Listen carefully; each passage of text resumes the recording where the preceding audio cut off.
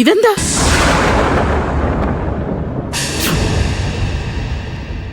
ആ രാജപുഷ്പം ഇപ്രകാരം സ്വതവേ വിടർന്നു പോയത് എങ്ങനെയാണ്?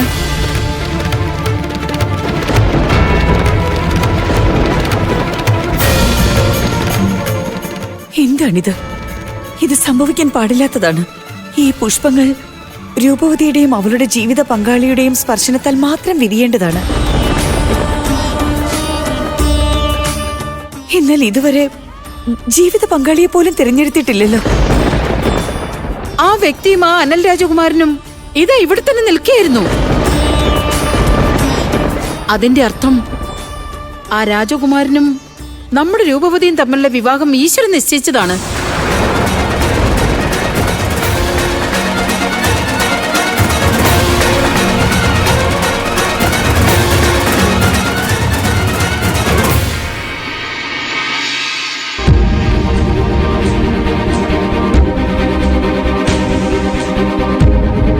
നാം എവിടെയാണ് അകപ്പെട്ടത്?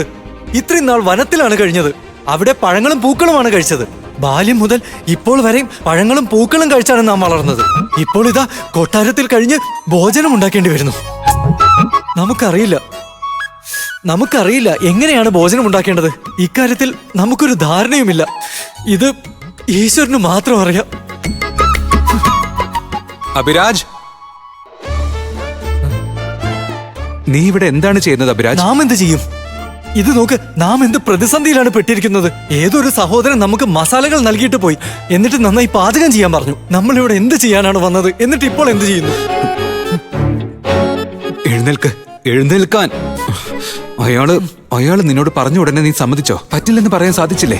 നീ ചിലപ്പോൾ മറന്നു പോയതായിരിക്കും. നമ്മൾ ഇവിടെ പാചക കലയുടെ പരീക്ഷയിൽ പങ്കെടുക്കാൻ വന്നതല്ല. നമ്മൾ ഇവിടെ വന്നതിന് പ്രധാനപ്പെട്ട ഒരു ഉദ്ദേശമുണ്ട്.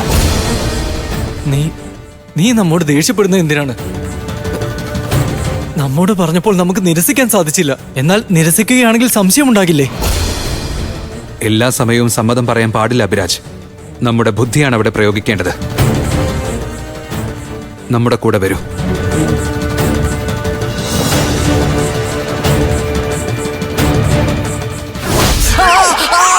എന്താണ് ചെയ്തത്? നീ പൊള്ളിച്ചല്ലോ, നന്നായി പൊള്ളുന്നുണ്ട്.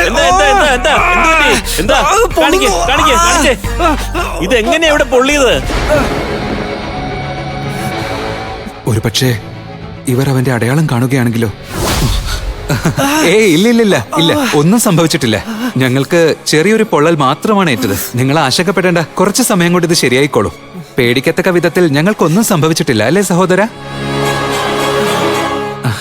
അല്ല, നാം പറഞ്ഞു വന്നത് നിങ്ങളെ ഉപദേശിക്കുകയാണെന്ന് കരുതരുത്. നാം നിങ്ങളോട് ഒരു കാര്യം മാത്രമാണ് പറയാൻ ആഗ്രഹിക്കുന്നത്. അതായത് ഭക്ഷണം വിളമ്പുന്ന ജോലി അങ്ങ് ഞങ്ങൾ ഇരുവർക്കും നൽകുകയാണെങ്കിൽ അത് വലിയൊരു ഉപകാരമായിരുന്നു. അത്ര മാത്രമേ ഉള്ളൂ. എങ്കിൽ ശരി, ആ ജോലി ഏൽപ്പിച്ചേക്കാം. കേൾക്ക്, ആർക്ക് എന്ത് ഭക്ഷണം വേണ്ടി വന്നാലും അവരുടെ ആവശ്യപ്രകാരം അത് നിങ്ങൾ അവരുടെ അറയിൽ എത്തിക്കണം കേട്ടോ. വളരെ നന്ദിയുണ്ട്. ഇത് തന്നെയാണ് അവസരം. രാജാവ് ഏതറയിലാണെന്ന് കണ്ടെത്തുന്നതിനു വേണ്ടി ഈ അവസരം മുതലെടുക്കണം. എത്ര കാവൽക്കാരുണ്ടെന്നും അറിയണം. എല്ലാം വ്യക്തമായി മനസ്സിലാക്കേണ്ടതാണ്. ഞങ്ങൾക്കിപ്പോൾ എല്ലാ കാര്യങ്ങളും മനസ്സിലായി. തീർച്ചയായിട്ടും ഏറ്റവും ആദ്യം മഹാരാജാവിന് തന്നെ ഭോജനം നൽകുന്നതാണ്. എന്താ, അതുപോലെ? നീ ഒന്നാം തരം വിഡ്ഢിയാണല്ലോ. അല്ല, അതിഥികൾക്ക് ഭക്ഷണം നൽകാതെ മഹാരാജാവ് ആദ്യം ഭക്ഷണം കഴിക്കുവോ? ആദ്യം അതിഥികൾക്ക് നൽകൂ, എന്നിട്ട് പോകാം. പോകൂ, അതിഥികൾക്കുള്ള ഭക്ഷണം എടുത്തുകൊണ്ട് വരൂ.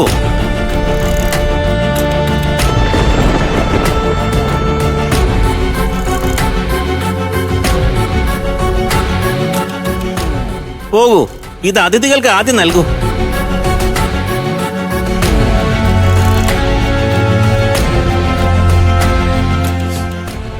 രാക്ഷസറാണി, അവിടുന്ന് ആശങ്കപ്പെടേണ്ട രാക്ഷസറാണി. ആകാശത്തിലെ പക്ഷികളെ കണ്ട് ജനങ്ങളെല്ലാം ഇപ്പോൾ കരുതിയിരിക്കുന്നത് ഇതാണ്: രാജകൊട്ടാരത്തിന് മേൽ ഏതോ പൈശാചിക ശക്തിയുടെ നിഴൽ പടർന്നുവെന്ന്. എന്നാൽ ആ നിഴൽ അവിടുത്തേതാണെന്ന് ഇവിടെയുള്ള ആരും മനസ്സിലാക്കിയിട്ടില്ല. അവിടം തെറ്റിദ്ധരിക്കരുത്.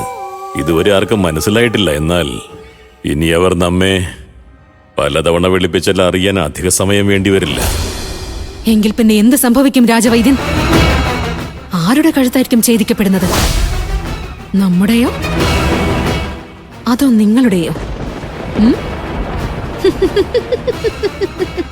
അല്ല രാക്ഷസറാണി, നാം പിടിക്കപ്പെടുകയാണെങ്കിൽ രാജ്യസഭയിൽ വെച്ച് വിചാരണ ചെയ്യപ്പെടും.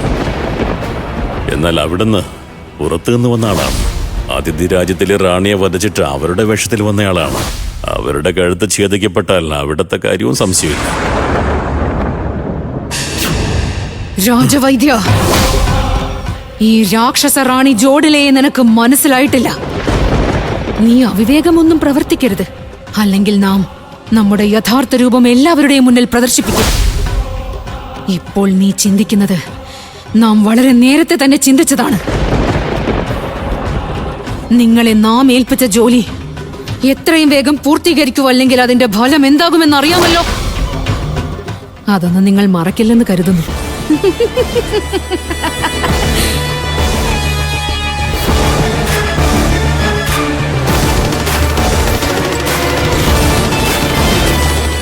അങ്ങേക്കുള്ള ഭോജനം.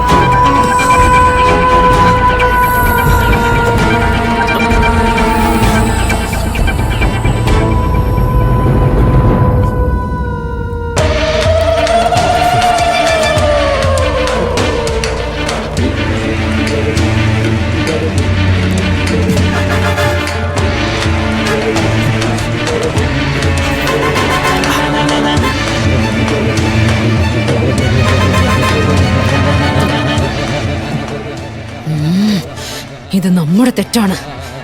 ഇത് നാം മനസ്സിലാക്കേണ്ടതായിരുന്നു. ഭക്ഷണം കണ്ടു കഴിഞ്ഞാൽ വിഷക്കേതു ഇങ്ങനെ തന്നെ പെരുമാറും. അഥവാ ഇവരുടെ മുമ്പിൽ ഇങ്ങനെ പെരുമാറിയാൽ ഇവരെല്ലാം മനസ്സിലാക്കും.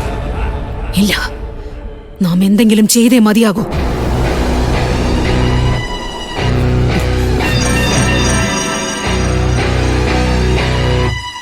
അല്ലയോ രാജവൈദ്യൻ, അങ്ങ് നമ്മോടൊപ്പം വന്നാലും. ഈ അല്പം ഭോജനം കൊണ്ട് എന്താ കാര്യം? കൊണ്ടുവരൂ, പോയിട്ട് ഇനിയും ഭോജനം കൊണ്ടുവരൂ. ഇതുകൊണ്ടൊന്നും നമുക്കൊന്നും ആവില്ല. അങ്ങ് ആശങ്കപ്പെടേണ്ടതില്ല. ഭോജനം ഇനിയുമുണ്ട്, എടുത്തുകൊണ്ടുവരാം. പോകൂ, പോയി ഇനിയും എടുത്തുകൊണ്ടുവരൂ. അതുപോലെ ഭോജനത്തിൽ മത്സ്യവും മാംസവും വേണം. മാംസം കുറച്ച് കൂടുതൽ കൊണ്ടുവരണം. ചെല്ല് ചെല്ല്.